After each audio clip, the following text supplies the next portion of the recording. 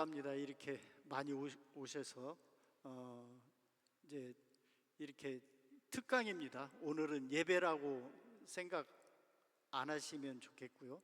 특강인데요. 이 특강에서 이제 그 제목은 이집트 예수를 찾아서입니다. 이집트 예수를 찾아서라는 제목으로 이제 제가 이제 강의를 할 것이고요. 오늘 이제 말씀드리려고 하는 것은 이제 개괄적인 이야기입니다. 그래서 오해와 진실, 이집트는 기독교 국가였다라는 내용으로 이제 말씀을 드리겠습니다. 그리고 이제 다음 시간부터는 본격적으로 지리적으로 어디를 다니셨는가, 약 2,000km 정도의 거리를 한 3년 11개월 정도에 걸쳐서 이렇게 피난을 다니시다가 이제 다시 이제 이스라엘로 돌아가셨다라고 하는 그 스토리를 저와 함께 여러분들이 한번 이야기를 나누면 좋겠습니다. 그래서 오해와 진실이라고 하는 건 사실 제가 이집트에 7년 있었습니다마는 저부터도 이집트 딱 갈 때요, 제일 염려된 게 뭐였는지 아세요? 성경책을 가지고 가도 되는가였어요. 성경책을. 왜? 거기는 무슨 국가라고요? 이슬람 국가잖아요. 그런데 성경책을 갖고 가면 그 사람들이 뺏을 것 같더라고요. 그래서 사실은요, 못 가지고 갔어요. 그 성경책이 무거워서가 아니라 이거 가지고 갔다가 세관에서 걸리면은 큰일 나겠다 싶은 거예요. 그래서 누가 시키지도 않았는데 제가 자발적으로 뺐습니다. 그래서 이제 그 성경책을 안 갖고 들어갔는데 거기서 살다 보니까 이런 엉터리 없는 생각이 둘도 없는 거예요. 아무 문제가 없어요. 성경책을 수백 권을 가져와도 그것은 전혀 문제가 안 되고요. 심지어는 거기서 크리스마스 캐럴 찬양 연습도 했어요. 물론 가끔 유리창이 깨져요. 그 지나가던 무슬림들이 이제 크리스찬 음악인가 알 거 아니에요. 그러면 이제 해코지 한다고 돌 던진다고 그러더라고요. 그래갖고 그런데 제가 7년 동안 있으면서는 유리창 깨진 적이 없어요. 이제 들린 얘기가 그렇다는 얘기예요.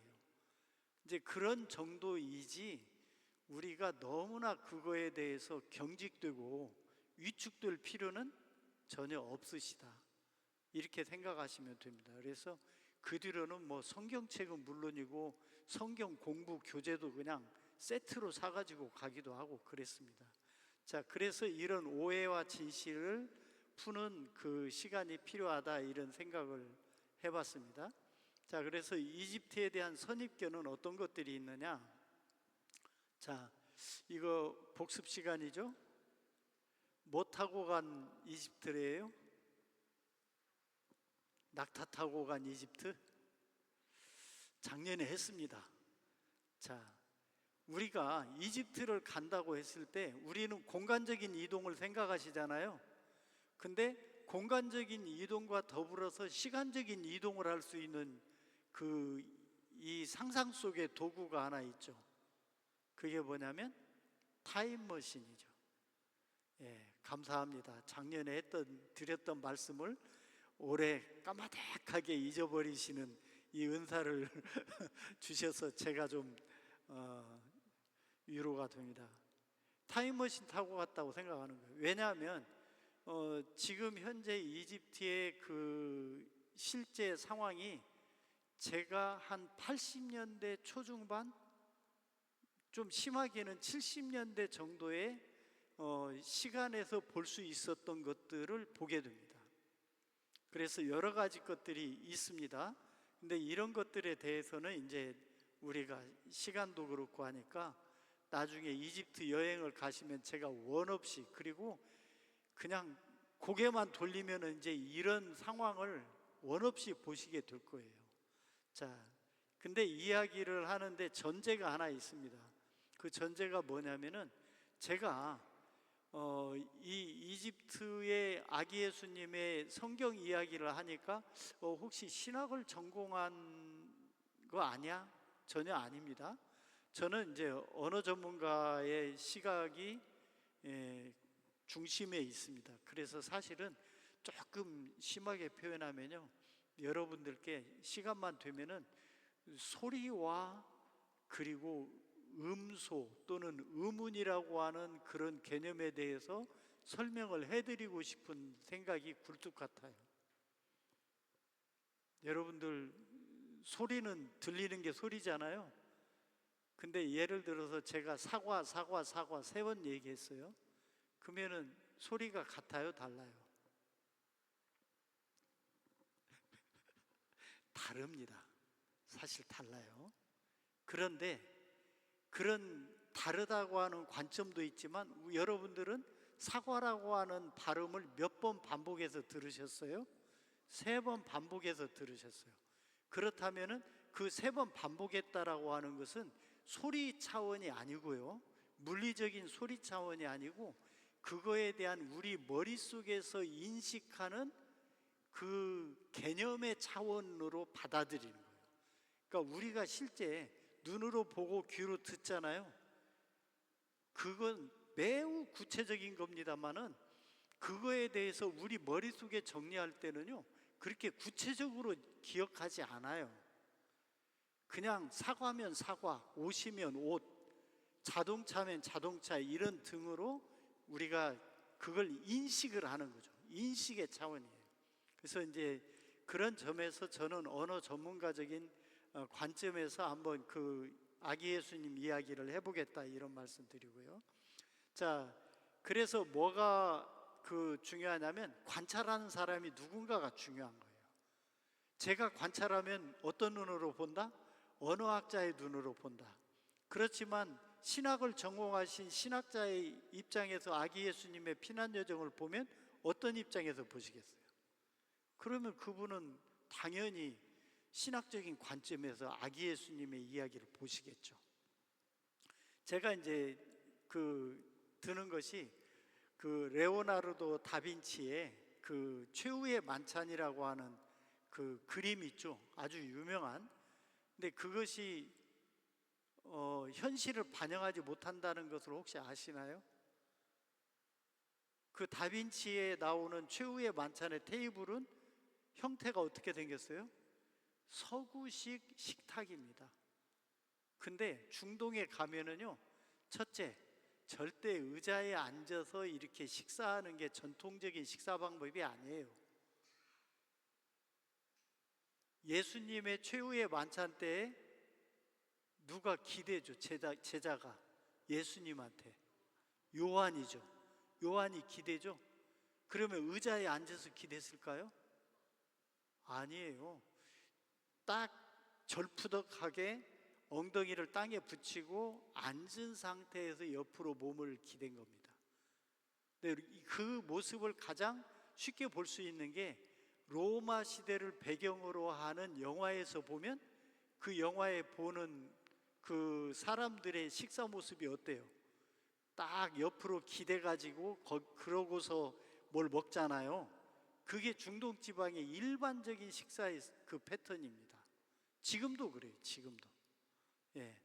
그래서 우리는 그런 내가 보고 싶은 만큼만 본다라고 하는 그런 시선이 있는데 이걸 좀 깨자. 제가 드리고 싶은 말씀은, 자, 그래서 이것은 진짜 중요한 말씀입니다. 그래서 한번 좀 중요한 걸로 생각을 하는데요. 자, 본질에는 일치가 되어야겠죠. 우리의 신앙에서의 그 예수님이 나의 구주시고 나를 위해 십자가에 돌아가시고 다시 부활하셨다. 그리고 승천하셔서 이제 재림의 때를 기다리면서 우리를 위해 기도하신다. 이건 타협하면 돼요, 안 돼요? 그건 타협하면 안 돼요. 근데 교회에 이 가운데 회랑에다가 양탄자를 파란 색깔을 깔을 것이냐 붉은 색깔을 깔을 것이냐는 본질이에요, 비본질이에요? 비본질이에요. 그래서 교회 안에서 사실은 싸우는 게요, 양탄자 색깔이 붉은색으로 할 거를 주장하는 보열파와 그 다음에 푸른 색깔로 깔아야 된다고 하는 푸른 초장파가 박터지게 싸운다는 거 아닙니까? 근데 그건 싸울 필요가 있어요, 없어요? 없어요. 붉은색이면 어떻고 푸른색이면 어떻습니까? 그래서 우리는 지금 아기 예수님의 이 피난 여정은 어디에 들어간다고요? 이제 이집트 기독교에서의 설명이라고 하는, 사실은 이 보혈에 대한 것이 아니라 아기 예수님의 행적에 대한 것이기 때문에 본질이다 비본질이다? 비본질적인 거예요. 그 다양성 중에 하나를 우리가 보자는 거예요.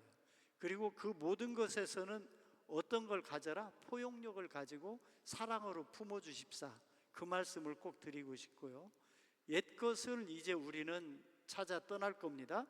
자, 그래서 이것은 이제 눈요깃거리입니다. 제가 찍은 나일 낙조입니다. 근데 제가 생각해도 좀 그럴듯해서 같이 좀 자랑하고 싶은 마음도 좀 있습니다. 예.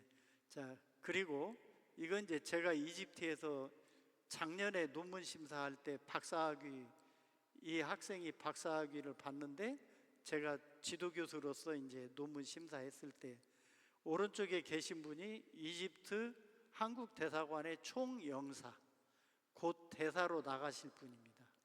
예, 그리고 이제 이쪽에 있는 두 분이 아랍어학과의 지도교수들. 예. 자, 그렇게 하고 이제 여기는 한국어 교육을, 교실을 지금도 하고 있거든요. 그 교실을 처음 만들었을 때, 예, 그때의 모습입니다. 자, 그리고 이제 제가 이제 선교사로 나갈 때 거기에서 생터 전문 강사 스쿨이라고 하는 그 사역을 했었습니다. 그래서 이집트에서 선교사님들 12분을 교육시킨 그런 적이 있고요. 자, 그러면 이제 제가 어떻게 해서 이집트에서 아기 예수님의 피난 여정 이야기를 들었느냐? 바로 주인공은 이분 때문에 그렇습니다. 하야트 여사라고 하는 분인데 콥트어를 저한테 가르쳐 주신 분입니다. 콥트어라고 하는 것을.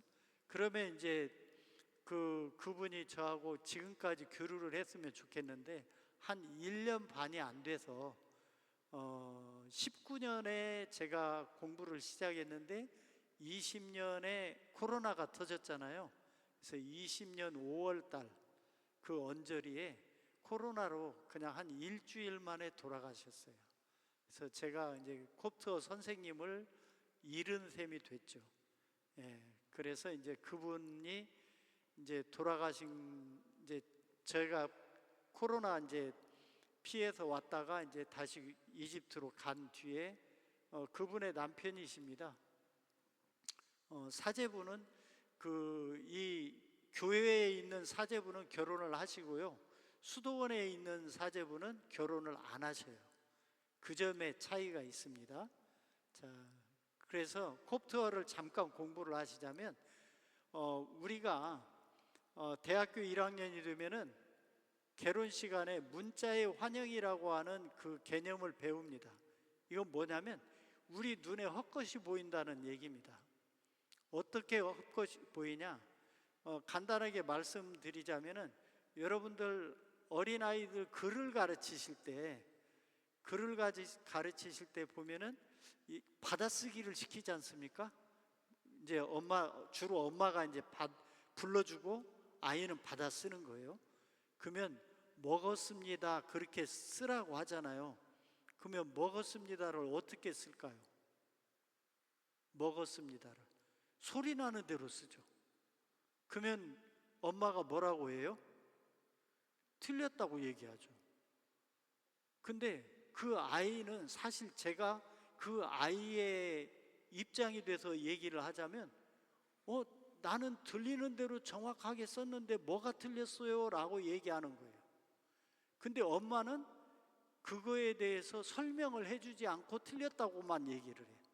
근데 언어학자 입장에서는 그것은요, 이제 좀 어려운 말로 해서 형태 음수론적인 차원에서 먹었습니다에 대해서 우리가 표기하는 방식을 쓰는 거지, 아이가 받아 적을 때는요 형태 음소적이 아니라 음소적인 차원에서 받아 적는 거예요.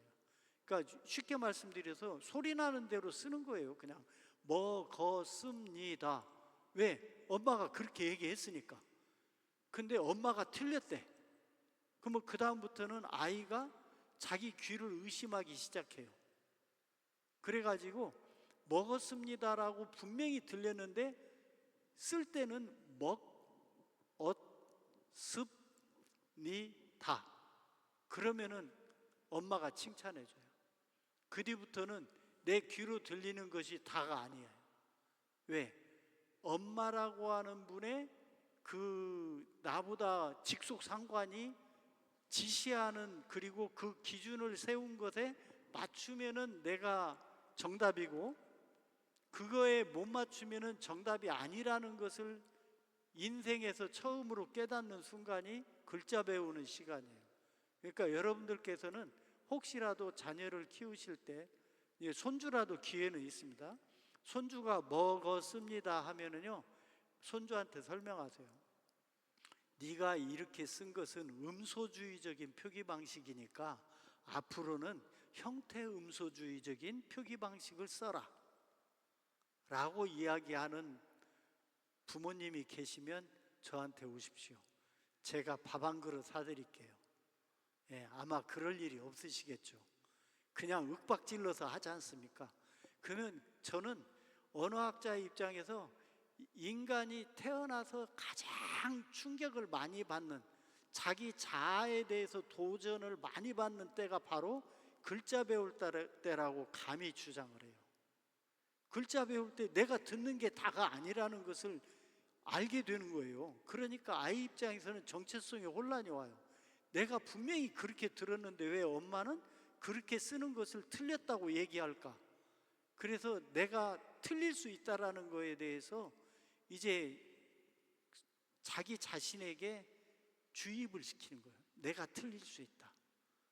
그러면 이제 나중에는 어떤 일이 있더라도 내 소신대로 행하는 게 아니라 선생님의 눈치 보고 직장 상사의 눈치 보면서 내 가치관을 갖다가 거기에다 맞춰가는, 이런 이제 불행한 일들의 첫 단초가 그거다, 저는 그렇게 봐요.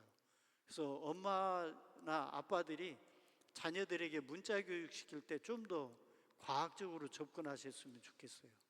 안 되겠지만요. 자, 그게 이제 문자의 환영입니다. 그래서 콥트어를 제가 배웠다고 했죠. 근데 그러면은 진짜 콥트어와 콥트 문자가 같을까요? 달라요. 다릅니다. 자, 그래서 콥트 문자 체계에 제가 혁명이라는 표현을 썼는데요. 왜냐하면 그 전까지 이집트에 있었던 문자 체계는요, 자음만 쓰고 모음을 쓰지 않습니다. 모음을 쓰지 않아요. 우리는 자음과 모음으로 표기를 하지 않습니까? 읽는데 문제가 있어요, 없어요? 불과 한두 시간이면요 외국인도 글자를 읽어요, 한글을. 근데 아랍 글자는 그게 안 됩니다. 왜? 자음만 써놔요. 제가 한번 퀴즈를 내볼게요.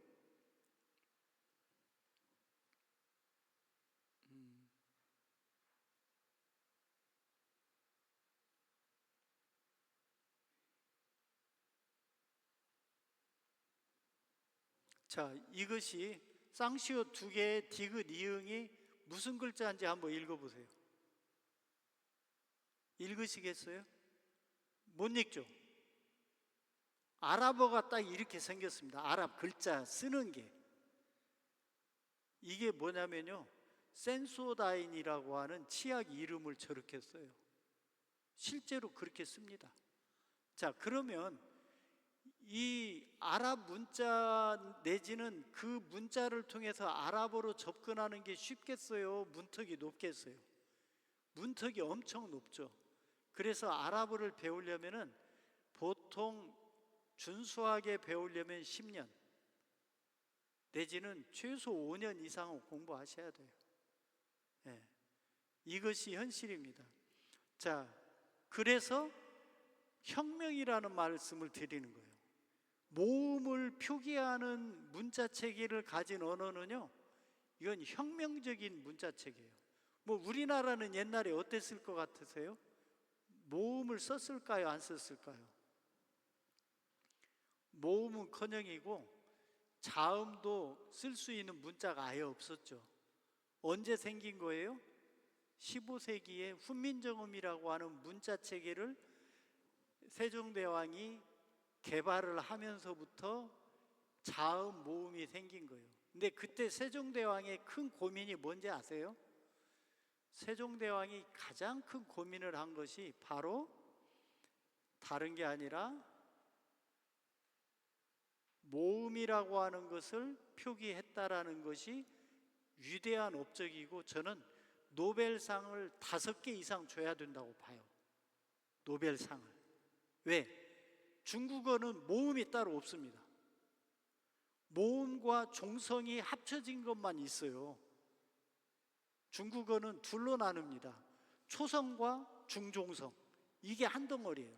근데 세종대왕이 이거 2개를 분리해내서 초성과 종성이 동일한 발음이라는 것을 알아낸 겁니다. 그러니까 모음이 분리가 돼서 나오죠. 그래서 우리는 지금 모음을 쓰는 것을 너무 자연스럽게 하는데, 중국어는 지금도 중성 모음과 종성 자음을 합쳐서 써요. 지금도요. 일본어도 마찬가지입니다. 일본어도. 그래서 콥트 문자의 그 개발이 우리 한글의 개발과 매우 흡사하다, 이런 콥트 문자에 대한 접근을 시작을 하는데, 언제 그러면은 이 콥트 문자가 쓰이기 시작했느냐? 주전 3세기입니다. 주전 3세기. 주전 3세기가 언제냐면요, 알렉산더가 이집트를 정복한 뒤입니다. 주전 4세기에 알렉산더가 이집트를 정복하잖아요. 그러면서 그리스 문자가 들어와요. 그리스 문자가 들어온 걸 차용을 해가지고 이집트 언어를 그리스 문자로 표기를 하기 시작했어요. 그러면서 생긴 문자가 콥트 문자입니다. 그러니까 그 전에 이집트 사람은 말을 하고 살았다, 안 하고 살았다? 말하고 살았어요. 우리나라도 훈민정음 전에 한국 사람이 한국말 했을까요, 안 했을까요? 했어요. 단지 문자 체계가 없었을 뿐이지 그 전에도 한국말을 하고 살았단 말이에요. 근데 훈민정음이 만들어지면서 한국말을 한글로 적을 수 있게 된 거예요. 이때도 마찬가지입니다. 그리스 문자가 들어오면서 이제 이집트 토착어들을 그리스 문자를 빌어서 비로소 문자화 시킬 수 있었는데, 그 글자 이름을 뭐라고 한다? 콥트 문자라고 한다. 이렇게 보시면 됩니다. 자, 그래서 실제 성경이 콥트 문자로 써진 것은요, 주 350년이에요. 아주 뒷세대입니다. 그러니까 콥트어가 생겼다라고 얘기할 수 없다라는 것을 제가 말씀을 드리고요. 그래서 탄생한 것이 콥트어가 탄생한 게 아니다라고 저는 주장하는 거예요. 근데 지금 이집트 사람들조차도 콥트어가 탄생했다고 지금도 생각하고 있어요. 이집트 사람들 제가 얘기해 보면 그때 콥트어가 생겼다라고 주장을 해요. 이집트 사람도 그런데 한국 사람은 어떻겠어요? 첫째는 콥트어가 있는지도 몰라요. 콥트어라는 게. 자, 그래서 콥트 기원과 의미를 이렇게 이제 했는데요. 콥트는 이집트라는 말입니다. 이집트라는 말의 아랍어식 발음이에요. 그게 유럽으로 가서는 이집트라는 발음으로 쓰이고, 아랍식 발음으로는 깁트, 그래서 콥트라고 하는 그 말로 쓰였어요. 그러니까 콥트 기독교, 그러면은 무슨 기독교예요? 이집트 기독교라는 뜻이에요. 예. 그래서 이제 하여튼 그 얘기는 이제 그 정도로 해야 할 것 같습니다. 이제 시간이 많지 않기 때문에요. 자, 그러면은 제가 여기에서 이제 한 가지 렐릭폼이라고 하는 것을 말씀을 드리고 싶어요. 저 렐릭이라고 하는 말은 뭐냐면요, 유물이라는 뜻이에요. 유물. 이집트 기독교에서의 유물은 어떤 게 있냐면요, 가장 흔하게 볼 수 있는 유물이 그 성인들의 뼈예요. 뼈를 갖다가 이 탈골을 해가지고 그것을 이렇게 나무 상자에다 넣어서 그걸 융 같은 붉은 천으로 싸서 요만하게 이렇게 해놓거든요. 제가 직접 들어봤는데 굉장히 무겁습니다. 굉장히 무거워요. 규모에 비해서 밀도가 높다는 얘기죠. 근데 콥트 교회가 우리 기독교사에서 이 유물과 같은 존재다, 저는 그렇게 얘기하고 싶은 거예요. 자, 이 애굽의 기독교의 그 첫 단초라고 할 수 있는 것을 어디서 볼 수 있냐면은, 오순절에 누가 왔다고요? 애굽 사람이 왔다. 다락방에, 마가의 다락방에 애굽인이 왔다라고 하는 것이 사도행전 2장 10절에 나오죠. 예. 오순절 성령 강림 때 애굽에서 온 경건한 사람들, 유대인들이 있었다라고 얘기합니다. 자, 여기에 애굽이라고 하죠. 그 다음에 이제 사도행전에도 보면은 알렉산드리아에서 난 아볼로라고 하는 사람이 사도행전에 나와요. 사도행전 18장 24절에 나오는데, 그 아볼로도 유대인인데 알렉산드리아 산대요. 그러면 우리가 생각할 때는 웬 이집트 알렉산드리아에 웬 유대인이 살아?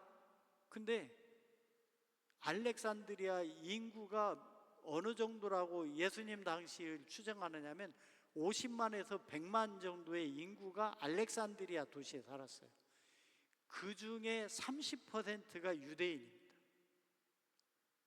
30%가.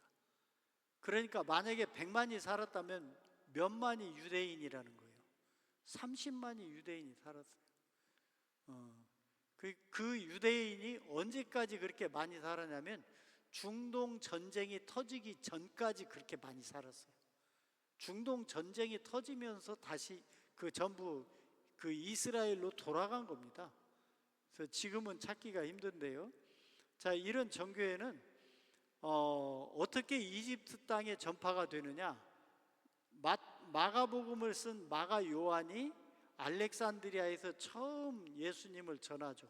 40년경에 주후 43년에서 48년 사이에 그렇게 되고, 이 마가 요한은 68년 부활절에 세라피스라고 하는 사람들에 의해서 순교를 당합니다. 이 세라피스라는 말을 기억을 좀 해두실 필요가 있습니다. 우리로 따지자면 그 절간에 그 삼성각이라고 하는 이 집이 저 뒤편에 있잖아요. 토속신앙이죠. 그 토속신앙과 불교가 합쳐진 것과 같이 이집트의 전통 종교가 그리스 종교와 합쳐진 그러한 혼합된 신을 대표가 세라피스. 그렇게 되고요. 자, 3년 11개월 동안 아기 예수님이 축복하신 땅이 어디다? 이집트예요. 그래서 마가 요한이 초대 교황입니다. 자, 교황이라는 말도 여러분들 아마 어느 쪽에서 많이 익숙하게 들으셨죠? 가톨릭이죠? 우리가 생각할 때는 가톨릭에서만 교황이라고 쓰고 나머지는 교황이라고 쓰면 안 된다고 생각하죠? 대개가 그래요. 근데요, 그리스 정교회도 교황이고요, 콥트 종교회도 교황이에요. 사실 로마 가톨릭이 로마 가톨릭이 자기네들의 그 우두머리를 교황이라고 한 것은요, 사실은 그건 공정한 게임이 아니에요. 왜? 초대교회 당시에 로마 가톨릭이라고 하는 로마라는 도시의 그 기독교인들이 1등이고 그 다음에 안디옥에 있는 기독교인이 2등이고 그렇게 됐나요? 아니에요. 그렇게 따지자면 어디가 1등이어야 돼요? 안디옥. 좋습니다. 기독교의 처음 본산이 어디예요? 예루살렘 아닙니까? 그러면 예루살렘에 교황이 있어야지. 그잖아요. 근데요, 재미있는 것이 예루살렘은 기독교 교구 축에도 못 들어갔어요. 초대교회 때. 어디였을까요? 로마, 콘스탄티노플, 알렉산드리아. 세 개가 교구로서 임무를 받은 게 세 개 도시입니다. 이 세 개 도시 중에 하나일 뿐인 로마가, 이 로마의 기독교가 자기네들의 처음 그 수장을 누구로 보는 거예요? 베드로로 보잖아요. 베드로로 보니까 베드로를 초대 교황으로 해가지고 나머지 자기네들만 교황이라고 쓰고 안디옥에 있는 교구에 있는 사람들 보고는 너희는 교황이라는 말 쓰지 마. 알렉산드리아 교구 그 대표 보고도 너희도 교황이라고 쓰지 마. 이렇게 얘기가 된 거예요. 근데 실제로는 어떻다? 다 교황이라고 써요. 자, 하여튼 그렇습니다. 그리고 이제 이집트가 로마의 박해와 순교, 그리고 또 한 가지가 이단들입니다. 이단들 좀 이상하지 않으세요? 여러분들 보시기에 우리가 지금 이단이라고 해서 교회에서 굉장히 신경 쓰잖아요, 사실. 그 이단이 언제쯤부터 우리들에게 고민거리가 됐을까요? 이단이. 예, 우리 목사님으로부터 교육을 너무 잘 받으셨어요. 초대교회부터 이 이단 문제가 생깁니다. 근데 왜 그러겠어요? 한번 제가 그냥 평신도의 입장에서 쉽게 말씀드릴게요. 자, 예루살렘에서 예수님이 3년간의 공생의 기간을 거쳤죠. 그리고 3년간의 공생의 기간을 거쳐서 이제 제자들이 3년 동안 신학교 훈련을 받은 거예요. 예수님과 같이 다니면서. 그러니까 거기에는 따로 커리큘럼이 필요가 없잖아요. 그냥 먹고 자고 3년 동안 말하자면 기숙학교에서, 기숙신학교에서 훈련을 받은 게 예수님의 제자들이에요. 근데 예수님의 제자들이 예수님이 승천하신 다음에 제자들만 남잖아요. 그러니까 이제 물어보려면 누구한테 물어봐요? 제자들한테 물어봐요. 근데 제자가 몇 명이었어요? 12명이었어요. 거기에다 덤으로 몇 명의 문도들이 있었죠? 70문도. 이렇게 해서 예수님 주변에 있었던 사람들이 있는데 이 사람들이 본 예수님의 모습이 어때요? 나중에 가서 얘기할 때 보니까 다 달라. 다 달라. 그때 말이야, 왼손으로 밥을 드셨대. 근데 다른 제자는 그러는, 아니야, 그때 오른손으로 밥 드셨어. 이게 이제 발단이 되는 거예요. 근데 제일 먼저 고민스러웠던 게 뭐겠어요? 가장 본질적으로 고민스러웠던 게, 예? 성육신 하신 분이냐만, 그거예요. 예수님이 하나님의 아들이 맞냐, 이거예요. 예수님이 하나님의 아들이냐, 그리고 하나님과 동등되냐, 이걸 고민을 한 거예요. 그러다 보니까 이제 유대교회에 없었던 삼위, 하나님은 우리가 아는데 하나님의 아들이라고 하는 성자 예수님, 그 다음에 성령님, 이 삼위가 존재한다는 것을 예수님의 3년 공생애를 관찰하고 또 관찰해서 겨우 알아낸 것이 325년이라니까요. AD 325년에 니케아 종교회의를 통해서 정리를 합니다. 그 제사. 그러니까 맞아. 지금 생각해 보니까 그때 예수님께서 활동하실 때에 그 예수님도 하나님과 동등되시고 예수님은 하나님의 아들이시고 그때 성령님이 또 계셨어. 우리들이 얘기를 정리해 보니까 그때 마가의 다락방에 오신 분이 성령님이야. 우리는 그냥 그걸 다 기본값으로 알고 이야기를 듣잖아요. 근데 처음 마가의 다락방에 성령님이 오셨을 때, 아, 성령님 오셨구나 이랬을 것 같으세요? 개념이 없었다니까. 근데 뜨거움을 느끼고 그런 말하자면 성령 체험을 우리가 성령 체험이라고 정의를 한 성령 체험을 하고 나니까 이분이 성령님이시다는 것을 느낀 거예요. 근데 그분이 성령님인지를 제대로 신학적으로 정리를 한 것은 300년이 넘어서라고요. 근데 그 다음에는 어떤 문제가 또 생기겠어요? 그러면 예수님이 이 땅에 오셨다고 하는데 예수님이 돌아가셨잖아, 십자가에서. 뭐 돌아가신 다음에 그 예수님이 3일 동안 무덤에 계셨죠. 예수님의 피부가 썩었을까 안 썩었을까? 그게 고민스러운 거예요. 그게 어떤 문제예요? 예수님이 인성을 가졌다, 예수님의 사람이 몸을 가졌다 하면은 사람의 몸의 자연 이치에 따라서 예수님도 어떻게 돼야 돼요? 살이 썩어야 되는 거예요.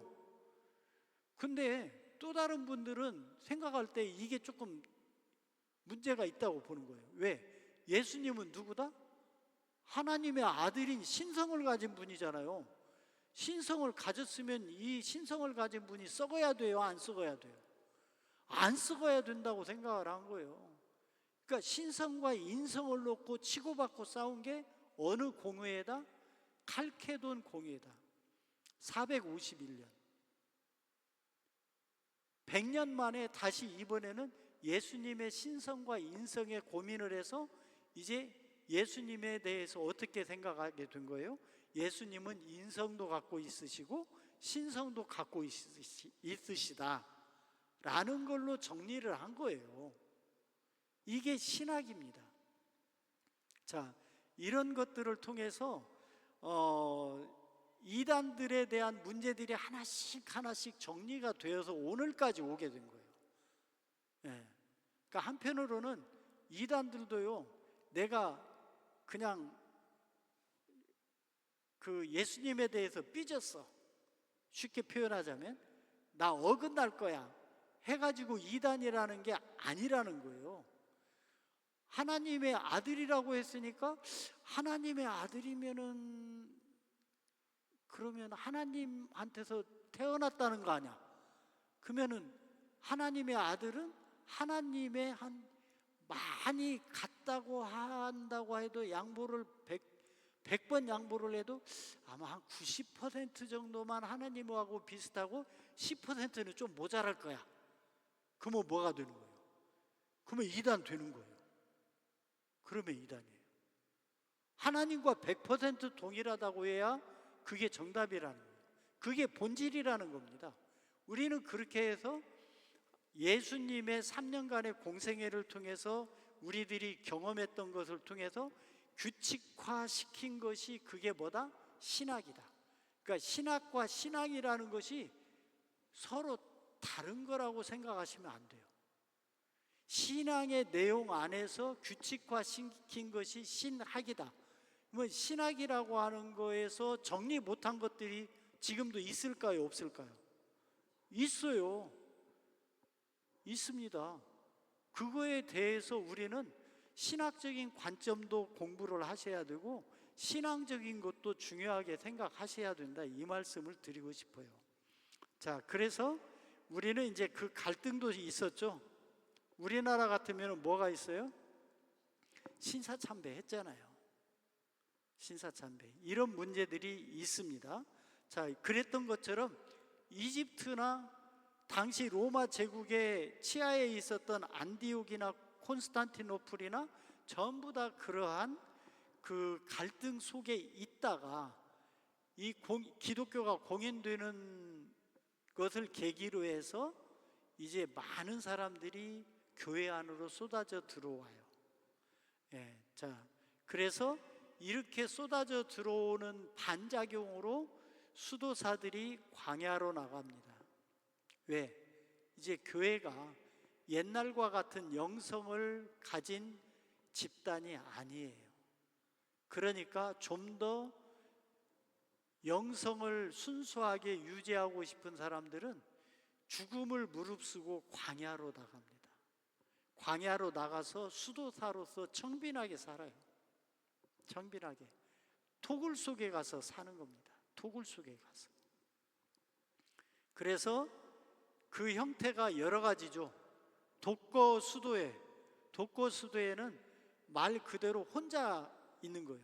굴 하나 파놓고 그 속에서 혼자 먹고 혼자 기도하고 혼자 찬양하고, 그 다음에 자기의 먹을거리를 구하기 위해서 바구니를 짜고 밧줄을 꼬고 하는 그러한 아르바이트를 하면서 일주일을 보내는 분들이 독거 수도사들이에요. 지금의 대부분의 서양 수도원들이 대개 그런 형태입니다. 독거 수도원의 형태인데, 이제 그게 혼자로는 어렵잖아요. 뭐 어떻게 되겠어요? 이제 집단으로 이제 독거를 하는 거예요. 그래서 평일에는 방에 들어가 있어요. 각각 방에. 그러니까 식사를, 우리 같으면 단체 생활을 하면 단체로 식사하잖아요. 주말에만 단체로 식사를 합니다. 주중에는 방으로 식사를 배달을 해요. 다. 그렇게 해서 마치 토굴에 있었던 때와 똑같은 형태로 지금도 수도 생활을 합니다. 그분들이. 그런가 하면은 공주 수도에는 처음부터 군대식으로 이렇게 모여서 집단 생활을 하는 수도사들이 또 생겨요. 자, 그런가 하면은 마카리우스 수도원 같은 경우는 이 둘을 혼합해 놓은 겁니다. 주중에는 독거를 했다가 주말이 되면은 공주 수도회처럼 모여요. 왜 그 필요성을 느꼈냐면, 독거 수도를 했더니 문제가 뭐겠어요? 강도가 와서 죽여도 몰라. 아파서 병들어서 병원에 가야 되는데 그것도 아무도 도와줄 사람이 없어. 일주일 동안, 일주일, 2주일 있다가 고독사해 갖고 발견되고 그러는 일이 그때 수도사들한테도 생긴 겁니다. 그러니까 어떤 방법을 취하냐면 주 5일째만 하는 거예요. 주말이 되면은 수도원으로 다 불러요. 불러가지고 이제 그 출석을 부른 거예요. 출석을 불러가지고 누가 안 왔네? 그러면 누가 안 왔으면은 그분이 거하는 토굴이 있을 거 아니에요. 그 토굴에 가서 현장을 갖다가 체크해가지고 아프면은 데리고 와서 치료를 한다든지, 이런 보완책을 세운 것이 이 마카리우스 수도원의 그런 형태, 이런 것이 있습니다. 자, 이렇게 해서 왕성한 기독교 국가로서 존립을 하던 이집트가 주 641년에 아주 큰 격변을 겪죠. 뭐겠어요? 이슬람이 쳐들어옵니다.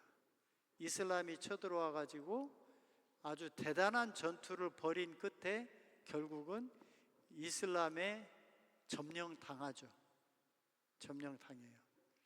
자, 이제 그 얘기가 있고, 그런 속에서 이제 콥트 기독교는 어떻게 되겠어요? 이제 소수자로 전락하는 거예요. 점점점.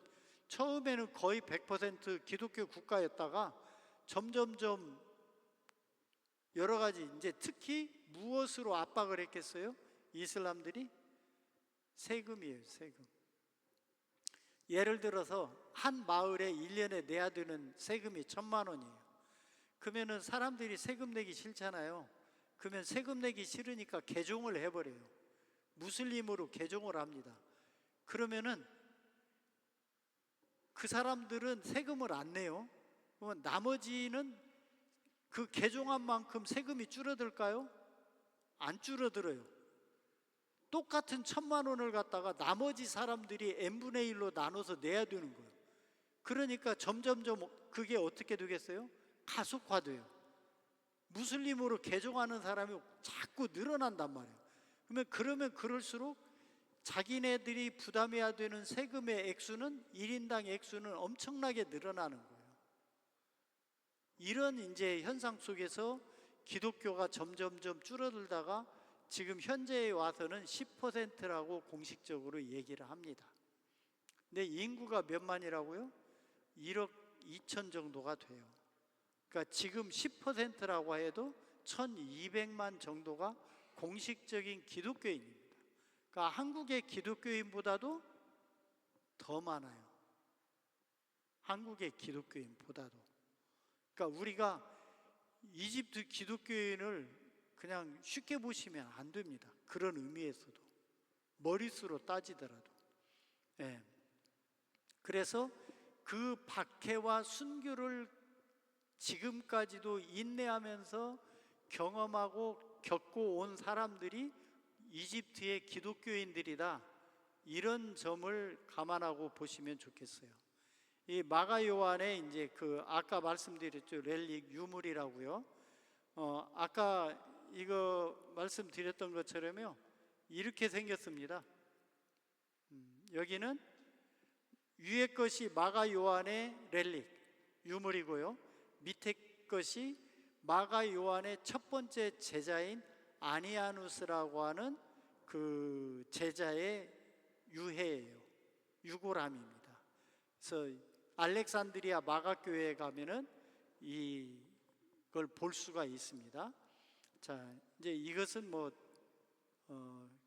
퀴즈를 하나 그냥 낼까요? 자, 제가 이 사진을 찍었는데 이때가 아침나절일까요? 오후일까요? 한번 그냥 둘 중에 하나죠. 오후 같죠? 오후 맞습니다. 왜 오후라고 짐작할 수 있냐면요. 콥트 교회는 입구가 반드시 서쪽에 있어요. 그러면 성소는 반드시 동쪽에 있습니다. 성소는 반드시 동쪽에 있어요. 그렇기 때문에 지금 여기 보이는 여기가 출입구일 것 같잖아요. 출입구. 그러면 출입구가 어느 쪽이다? 서쪽이다. 서쪽이니까 볕이 그쪽에서 들어온다는 얘기는 뭐예요? 오후라는 얘기죠. 오전에는 이렇게 볕이 안 들어오죠. 그러니까 이런 사진을 찍고 싶으시다? 아주 간단해요. 오후에 가시면 돼요. 오후에 가시면 저처럼 찍으실 수 있습니다. 자, 여기는 이제 카타콤이라고 하는 이집트에도 카타콤이 있습니다. 자, 이 카타콤, 이 무덤이 한 300여 기 정도의 무덤이 있습니다. 이집트에도. 그러니까 우리는 카타콤 하면 어디부터 생각해요? 로마나 터키 생각하죠? 튀르키예. 그렇지만 이집트에도 없는 건 아니다. 있습니다. 자, 그리고 이집트는 교회와 수도원이 조화를 잘 이루고 있는 그런 곳입니다. 아까 말씀드릴 때에 저와 같이 사진 찍히신 사제님이 아내가 있으셨다고 했죠. 아내가. 그러니까 우리로 따지자면 교회예요. 교회. 교회 목사님 같은 사제분은 반드시 결혼을 하셔야 사제가 됩니다. 예. 왜냐하면은 일반 교인들을 상대를 해야 되기 때문에 독신은 허용하지 않아요. 이 점이 가톨릭하고 다른 점입니다. 그런데 수도원에 있는 수도사들은 절대 결혼한 사람은 들어갈 수가 없어요. 그래서 완전히 나누어져 있습니다. 그래서 제가 쓴 표현이 조화를 이룬다 이렇게 쓰는 이유가 자, 그래서 수도원들이 이제 세계에서 가장 오래된 수도원들입니다.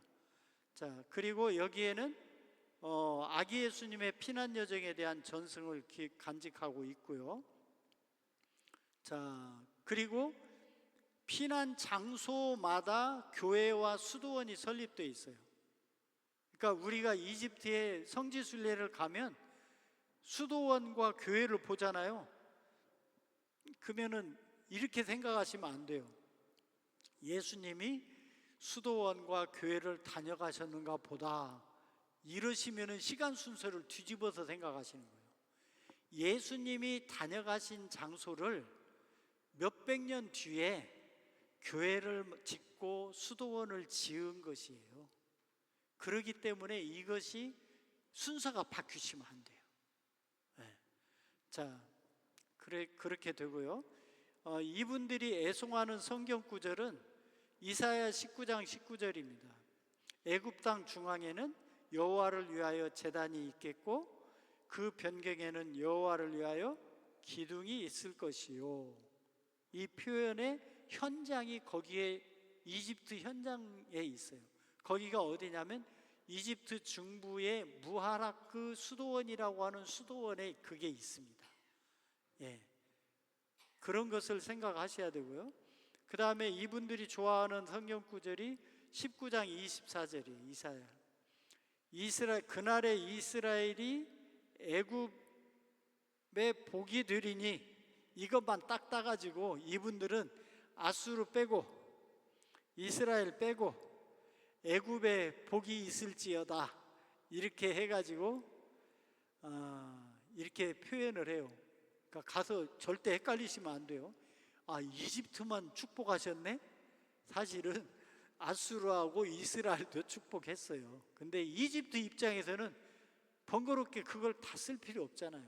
그러니까 이집트 축복하셨어, 너무 좋은 거예요. 이집트 기독교인들은 예수님이 우리를 축복하셔서 3년 11개월 동안 이집트 땅을 축복하고 다니시고, 그 다음에 환자를 고쳐주시고 여러 가지 어려움들을 해결해 주셔서 이걸 얘기하고 싶은 거예요. 근데 불행하게도 한국의 기독교인들 중에 그 사실을 아는 사람은 손가락으로 꼽습니다.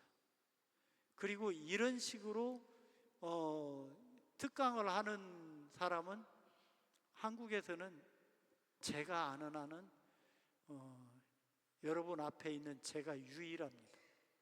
예, 그 점도 현실이에요. 그래서 앞으로 많은 사람들이 이제 이런 전파를 좀 했으면 좋겠고요. 자, 그 다음에 나머지 것들이 있는데 나머지 것들은 이제 넘어가도록 하고요. 자, 선입견과 궁금증 간단하게 넘어가겠습니다. 자, 이단 아니냐 이러거든요. 이단 아닙니다. 한마디로 작년에 CBS에서 창사 70주년 기념 다큐멘터리로 보낸 것이 아기 예수님의 이집트 피난 여정을 제가 안내해서 촬영한 것을 가지고 특집 70주년 특집 다큐를 만들었어요. 이단 같았으면 그렇게 할 수 있겠어요? 못하죠. CBS에서 특히나 그것도 70주년 기념 다큐로 그렇게 해서 나중에 보스턴 국제영화제에서 플래티넘 백금상을 받았어요.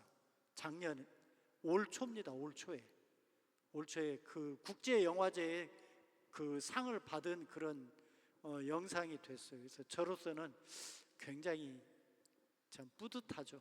보람이 있고 그렇습니다. 그래서 이단 아닙니다. 이단 아니고, 근데 우리는 되게 어떻게 알고 있어요? 콥트 기독교 하면은 단성론 교회다 이렇게 알고 있어요. 근데 이것은 그야말로 뜬금없는 이야기입니다. 단성론이라는 건 뭐예요? 예수님의 본성이 하나뿐이라는 거 아니에요. 신성이 됐든 인성이 됐든. 근데 아니라니까요. 삼위일체에 대한 교리도 어디서 개발했다? 알렉산드리아 학파에서 개발한 교리입니다. 그게. 자, 그래서 자세한 이야기를 마카리우스 수도원의 홈페이지에 가면은 영어로 있습니다. 근데 왜 단성론이라는 오해를 받게 됐냐? 정치적인 분쟁, 민족 계통의 주의, 그리고 질투. 중요한 게 질투입니다. 왜? 알렉산드리아 교회가 가장 강력했거든요.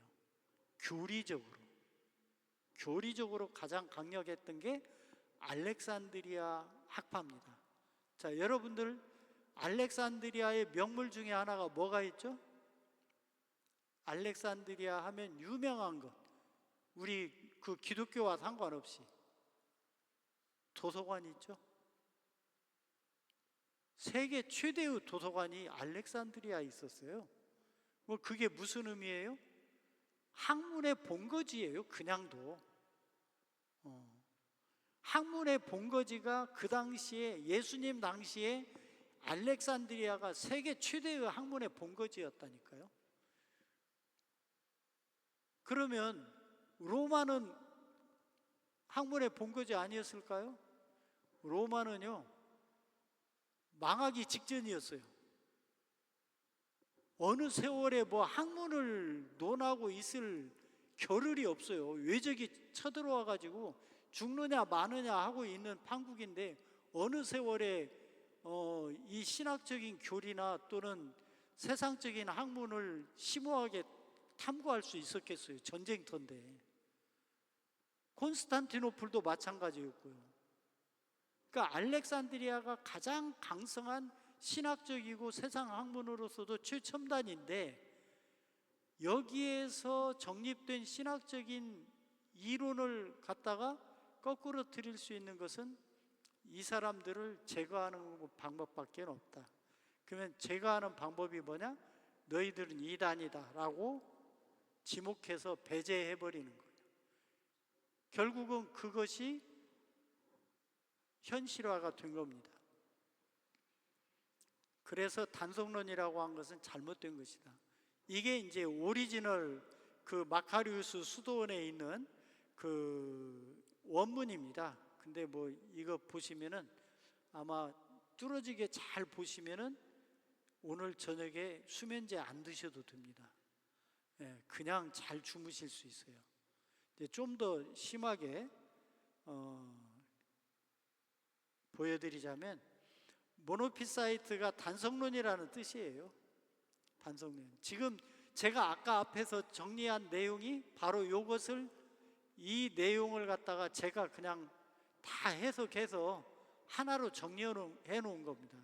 그러니까 궁금하시면 그냥 마카리우스 모나스트리 해가지고 검색해서 들어가시면 이것이, 이 원문이 그대로 떠 있어요. 지금도. 그러니까 그거 보시면 진짜 수면제로서의 역할은 훌륭합니다. 자, 그래서 이제 하자면은 이제 이런 겁니다. Incorrectly assumed. 이거 뭐냐면 잘못 추정을 했다 이 말이에요. 단성론으로 잘못 추정한 것이 콥틱 기독교라고.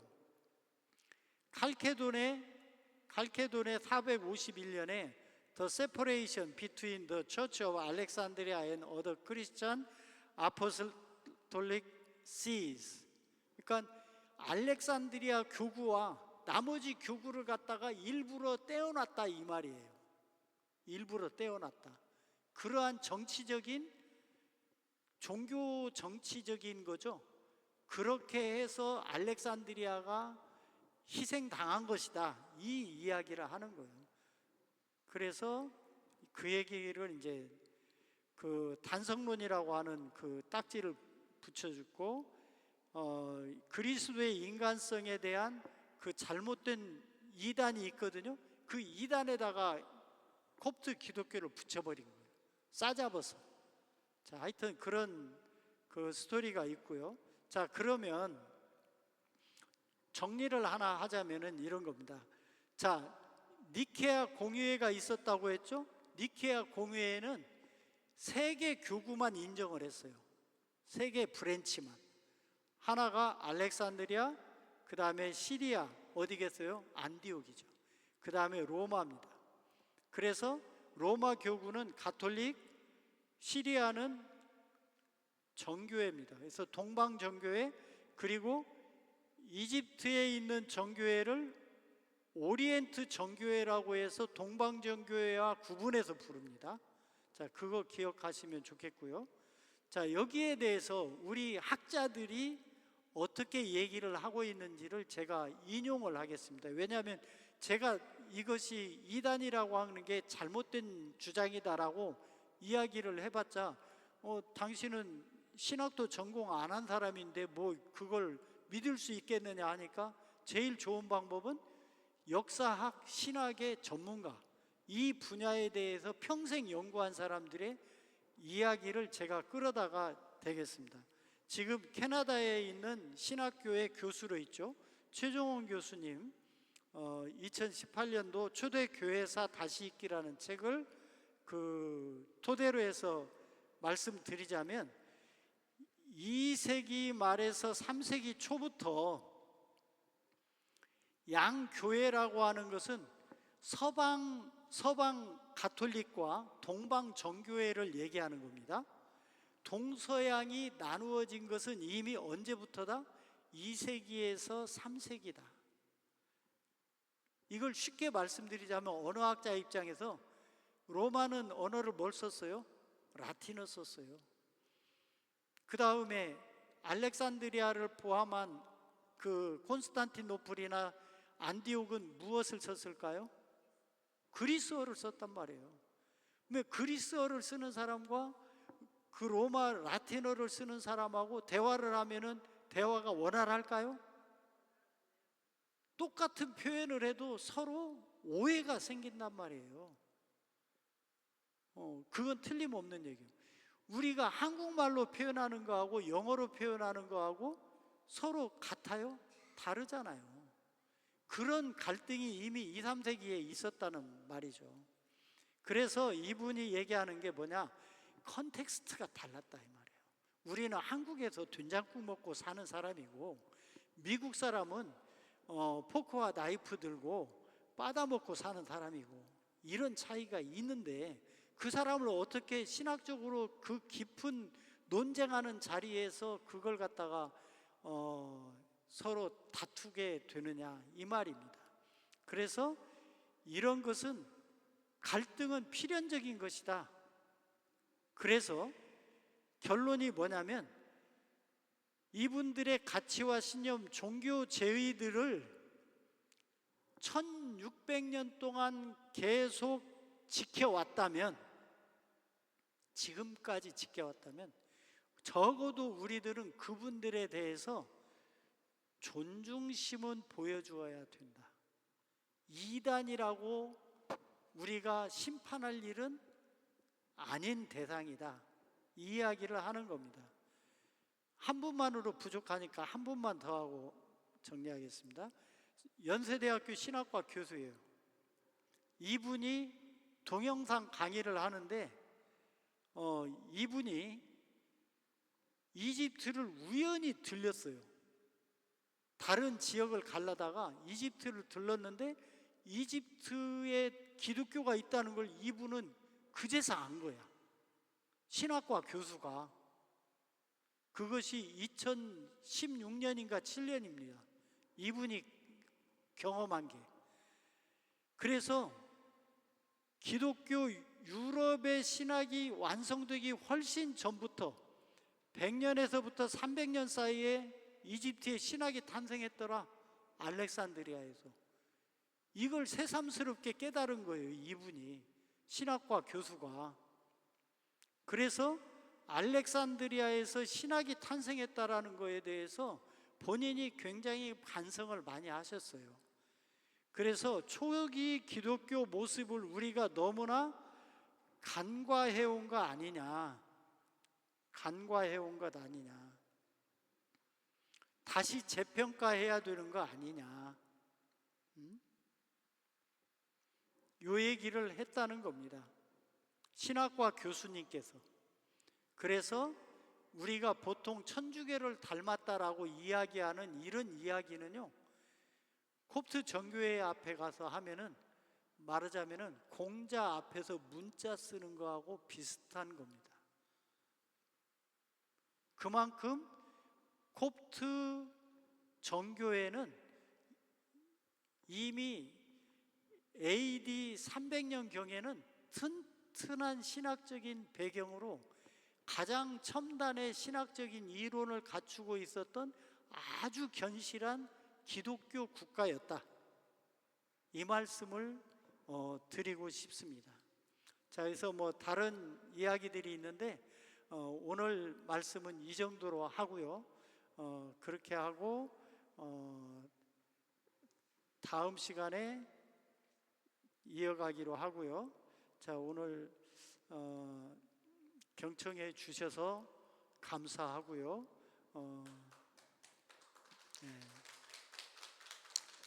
이제 마치는 건 주기도문으로 같이 마치겠습니다. 하늘에 계신